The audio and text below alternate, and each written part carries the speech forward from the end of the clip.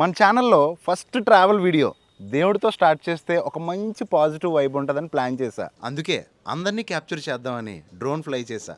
అప్పుడు అర్థమైంది, మన అప్పన్న స్వామి గిరి ప్రదక్షిణకి 1,00,000 2 లక్షలు వస్తారనుకున్నా, కానీ 10 లక్షల పైనే వచ్చారండి.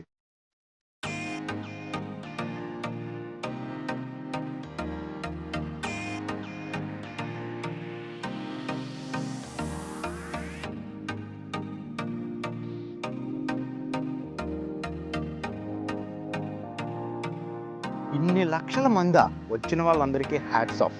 ఇంతమంది జనాభాలో దేవుడి మీద భక్తితో వచ్చిన వాళ్ళు ఉన్నారు, భగవంతుడిలా సాయం చేస్తారని ఆశించి వచ్చిన వారు ఉన్నారు, బతుకు తెరువు కోసం వచ్చిన వారు ఉన్నారు, బాధ్యతలు నెరవేర్చడానికి వచ్చిన వారు ఉన్నారు, బలమైన కోరికలు తీర్చమని ఆ భగవంతుని కోరుకునేవారు ఉన్నారు.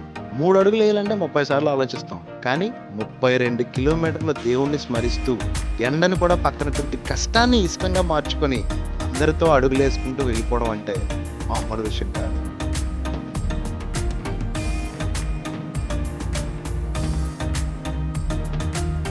ఎక్కడో 2 కిలోమీటర్ల దూరంలో వెహికల్ పార్క్ చేసి అక్కడి నుంచి నడిచొచ్చి కొబ్బరికాయ కొట్టడానికి కూడా గంటలు వెయిట్ చేసి దండం పెట్టుకుని 32 కిలోమీటర్లు డే నైట్ అప్ డౌన్ ఆలోచించకుండా మొత్తం అంతా తిరిగి మళ్ళీ ఇక్కడికి వచ్చి కొబ్బరికాయ కొట్టి ఇంటికి వెళ్ళడానికి కూడా 2 కిలోమీటర్లు ట్రాఫిక్లో వెయిట్ చేశారో లేదా నడిచి వెళ్ళారు. అసలు సూపర్ మీరు.